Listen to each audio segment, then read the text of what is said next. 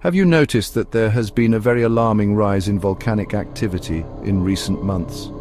According to Volcano Discovery, 38 volcanoes around the globe have recently erupted, and dozens more are showing signs of either unrest or minor activity. In all my years, I have never seen anything quite like this, and I am entirely convinced that seismic activity will only increase during the months ahead. Here in the United States, I am watching Mount Rainier very closely, and Yellowstone is a threat that is constantly hanging over our heads. But scientists are warning that Mount Spurr could actually be the next volcano to erupt inside US territory. Scientists have warned that a massive volcano in Alaska has a 50-50 chance of erupting in the near future. The 11,000-foot-tall Mount Spurr sits 77 miles from Anchorage, the state's largest city, which is home to nearly 300,000 people. Over the last 10 months, it has been experiencing an unusually high amount of small earthquakes. A full-blown eruption of Mount Spurr would be spectacular, but not much damage would occur because that area of Alaska is very lightly populated. On the other hand, a full-blown eruption of Mount Rainier would have the potential to be cataclysmic, and we are being told that it is only a matter of time before it happens. Experts say it is only a matter of time until Mount Rainier, one of the most dangerous volcanoes in the US, unleashes itself upon the Pacific Northwest. This huge, active stratovolcano looms over nearly 90,000 people living in cities such as Seattle, Tacoma, and Yakima in Washington, as well as Portland, Oregon. Most people living in Seattle and Tacoma have no idea how much danger they are in. But those that have closely studied Mount Rainier certainly understand. Mount Rainier keeps me up at night because it poses such a great threat to the surrounding communities. Jess Phoenix, a volcanologist and ambassador for the Union of Concerned Scientists, previously said during an appearance on CNN, "When this volcano eventually blows, it won't be lava flows or choking clouds of ash that threaten surrounding cities, but lahars, violent, fast-moving mud flows that can tear across entire communities in a matter of minutes." For a moment, I would like for you to imagine a giant wall of superheated mud rushing at you at 50 miles per hour. For those that are located in the direct path, there will be little hope of escape. But evacuation drills are regularly held anyway. In fact, on March 21st of last year, local communities conducted the world's largest lahar evacuation drill. On March 21st, 2024, more than 45,000 students in communities south of Seattle and west of Mount Rainier participated in the world's largest lahar evacuation drill. Although the regional lahar evacuation drill is held every 2 years, this year's was the largest ever. The East Pierce Interlocal Coalition, or EPIC Emergency Management Team, coordinates the drill, with support from local government officials, school districts, first responders, emergency managers, volunteers, and state and federal agencies, such as the U.S. Geological Survey. Students from Puyallup, Sumner Bonnie Lake, Orting, White River, and Carbonado, Washington participated in the event. Because Mount Rainier is so close to highly populated areas, there won't be much time to warn local residents. The superheated mud will move incredibly fast and it will show no mercy. Today, much of Tacoma and much of South Seattle are actually built on 100-foot thick ancient mud flows from eruptions of Mount Rainier. Tacoma and South Seattle are built on 100-foot thick ancient mud flows from eruptions of Mount Rainier, Phoenix said. This is a strong indication that these populous cities lie within the path of potential lahars generated by a future eruption. Of course, the Pacific Northwest is also facing the threat of a giant tsunami that is produced as a result of a massive rupture along the Cascadia subduction zone. Scientists are sounding the alarm after a series of earthquakes rocked the west coast last week, warning a major seismic event is inevitable. Earthquakes trigger tsunamis by causing the ocean floor to rise or fall, pushing water above to form a massive wave. But it isn't just California at risk. Washington sits along the Cascadia subduction zone that is capable of a megaquake, they said.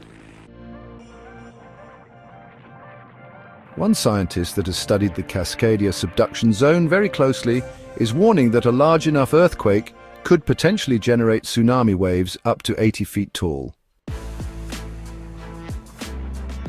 Harold Tobin, a co-author of the paper and the director of the Pacific Northwest Seismic Network, said that although the data will help fine-tune projections, it doesn't change a tough-to-swallow reality of living in the Pacific Northwest.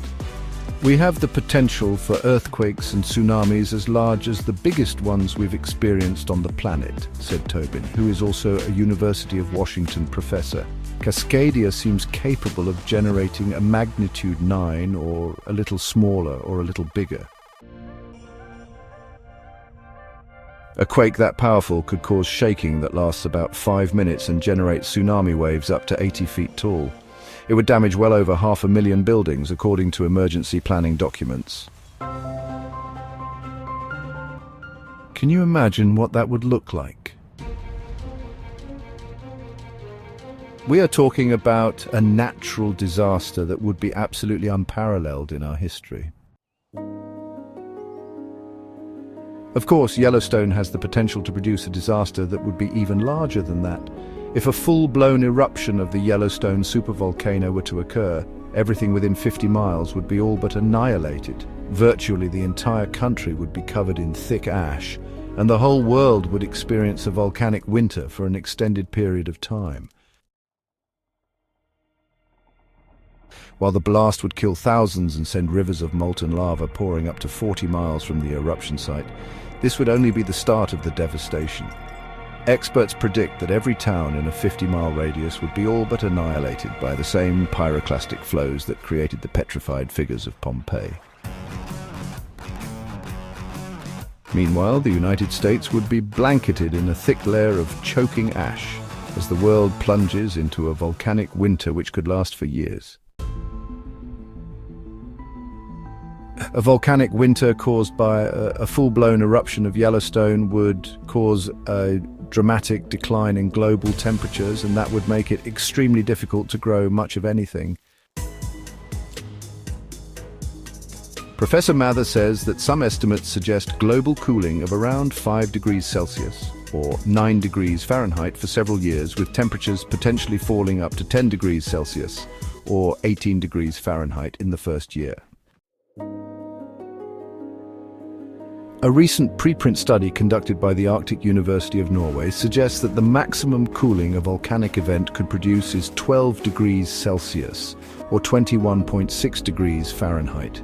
If that were the case, countries around the world could experience exceptionally cold winters and could face widespread crop shortages as harvests failed. Outside of the United States, the Phlegraean fields are being rocked by hundreds of earthquakes. Seismologists, volcanologists, and officials from Naples are racing against the clock as they implement school closures, set up emergency shelters, and plan evacuation routes for residents living within the region's Campi Flegrei area, also known as the Phlegraean fields.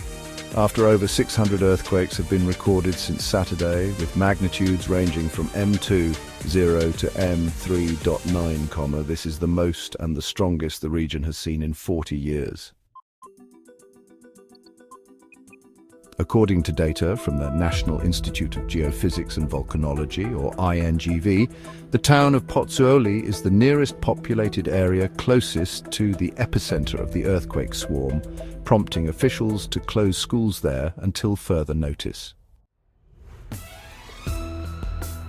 Many years ago, I had the opportunity to go to the town of Pozzuoli, and I also had the opportunity to visit the ruins of Pompeii.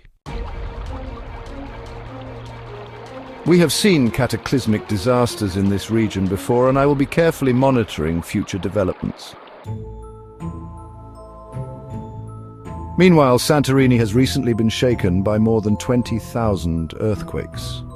Professor Efthymios Lekas, head of the state-run Earthquake Planning and Protection Organization, warned on Sunday that seismic activity on Santorini is expected to continue for an extended period. It will be a prolonged sequence lasting several weeks, possibly even a few months. This type of seismic activity does not subside easily, he stated in an interview with public broadcaster ERT News. Lekas further explained that the total number of tremors has already exceeded 20,000 earthquakes. We haven't seen this much shaking in southern Europe in a long time. Is all of this shaking leading up to something really big? Lastly, I can't do an article like this and leave Mount Fuji out. It is relatively quiet for now, but the last time it erupted, it left a thick layer of ash in central Tokyo. The 3,776-meter Mount Fuji last erupted in 1707. At the time, eruptions continued for 16 days, leaving a layer of volcanic ash about 4 centimeters thick in locations in current-day central Tokyo, according to historical records. The next time Mount Fuji erupts, Tokyo will not be so fortunate. As I have detailed in my books, we live at a time when seismic activity is on the rise.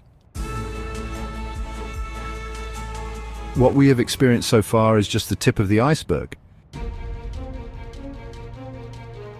There will be one apocalyptic event after another during the years ahead, and I hope that you are preparing accordingly.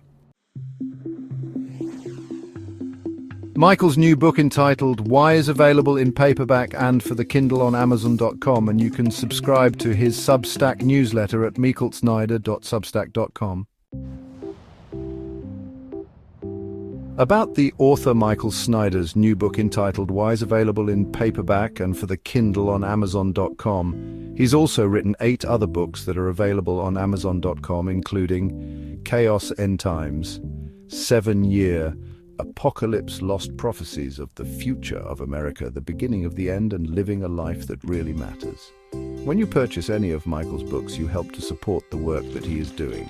You can also get his articles by email as soon as he publishes them by subscribing to his Substack newsletter.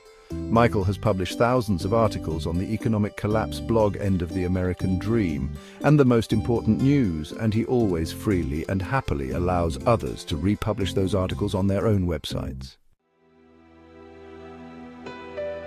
These are such troubled times, and people need hope. John 3:16 tells us about the hope that God has given us through Jesus Christ. For God so loved the world that he gave his only begotten Son, that whosoever believeth in him should not perish but have everlasting life. If you have not already done so, we strongly urge you to invite Jesus Christ to be your Lord and Savior.